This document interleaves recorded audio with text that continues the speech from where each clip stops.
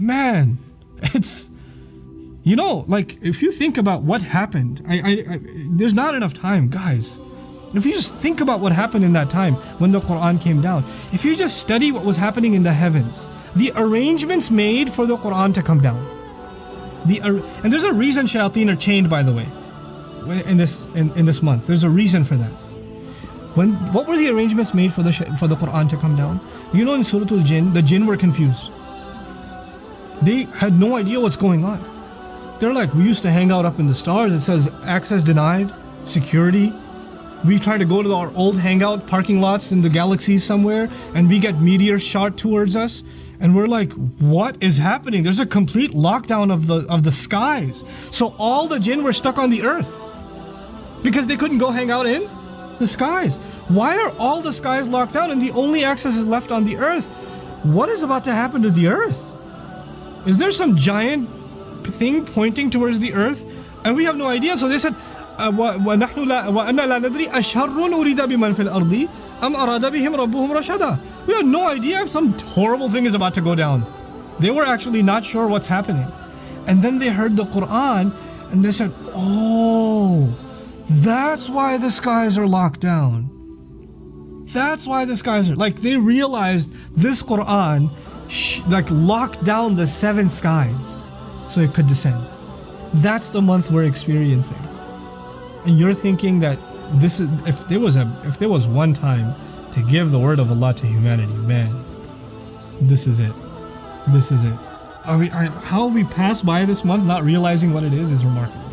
To me, it's just, that's a tragedy by itself. You know? That's hudan linnas. The second thing was وَبَيِّنَاتٍ مِنَ الْهُدَى. Listen to this part carefully, it's very important. Musa alayhi salam, what was his miracle? So many. The staff, the hand, right? The water parting. There's so many incredible miracles. Isa alayhi salam, what are some of his miracles? The blind, curing the blind by Allah's permission, the bird, the clay bird turning into a living bird, speaking as a baby, so many miracles, yeah? I want you to imagine that you are one of the people with Musa alayhi salam as he's parting the water.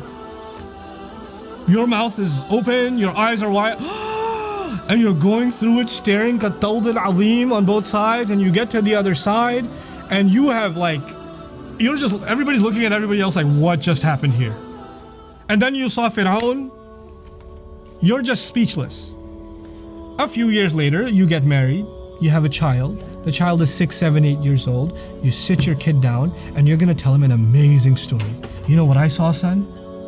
We were standing right there, and this happened, and this kid's like, whoa! Isn't he? But that same kid, when he turns 16, come here, son, let me tell you a story. Is that the same water story again? God. Within one generation, something that you saw with your own eyes that completely changed your appreciation of God and your awe of His Messenger, alayhi salam. For that next generation, what is it? It's a story. It's not a miracle for them, it's a story for them. They can't experience it like you did. لَيْسَ الْخَبَرْ كَالْمُعَايَنَةِ. The news is not like eyewitness account. You can't compare those two things. And as the generations go by, it's just a story, and actually an old story. We believe in the same stories, but we didn't see it. We didn't. We believe in it. But we're not in awe of the water parting. You can recite, إِذْ فَرَقْنَا بِكُمُ الْبَحْرَ فَأَنْجَيْنَاكُمْ, and He parted the water. Cool. Move on. But if you and I lived in that time, and we recited إِذْ فَرَقْنَا بِكُمُ الْبَحْرَ, we might even fall into sajda without even helping ourselves. We just fall. Isn't that true? All the miracles that Allah gave to prophets were miracles for eyes. They were miracles for eyes. And you can only have one set of eyes. You cannot pass your eyes down to the next generation. The next time around, it is a message passed down for the ears. The first generation experienced it with their eyes, but the next generation with their ears. Now the thing is, let's go back. For Musa, for Isa alayhim salam, they were given two things. They were given a message for the ears, and they were given a miracle for the eyes. I'll say that again. Prophets were given a message for the ears, and they were given a miracle for the eyes. Is that clear to everybody? Then comes the final messenger. And this final messenger is the last. There's no more messengers coming. And if he's only given a message, by the way, what's the point of a miracle? It firms your faith. Like you have no doubts left. If you were skeptical about Musa, ain't no way you're skeptical once the water parts. You see what I'm saying? Like you may be like you're in the 80th row when the staff turned into a snake. You're like, what just happened? Everybody's saying there's something epic going. Oh, you didn't see it? Oh, I missed it. But there's no way you're missing the water party. There's no way you're missing a cloud following you guys around. There's no way you're missing those. But the next generation missed it. All they get is a message and a story about the miracle. Allah sends His final messenger with the Quran, and He decides that this Quran will be both the guidance, the message, and it will also be the miracle, so that it can be passed down with the same, if not even more effect, every single generation, because the message for the ears can be passed down. So it's Hudan Linnas, but it's also Bayyinatim min al-Huda. Clear, self-evident proofs from within guidance. Is that clear? So it's the message and the miracle now. Subhanallah. That's what Allah gave in this revelation. This is like unlike any other revelation before it. Unlike any other revelation before it. Now if you appreciate that, we get to another realization.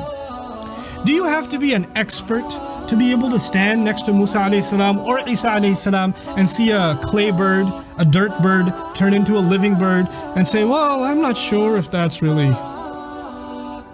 You'd be like, that was incredible. What just happened here? You didn't even have to be Muslim to appreciate the miraculous power of what just happened. Isn't it? What I'm saying is appreciating a miracle is effortless. Appreciating a miracle is effortless. Allah changed that part of the equation. This time Allah says, أَفَلَا يَتَدَبَّرُونَ الْقُرْآنَ وَلَوْ كَانَ مِنْ عِنْدِ غَيْرِ اللَّهِ لَوَجَدُوا فِيهِ اخْتِلَافًا كَثِيرًا.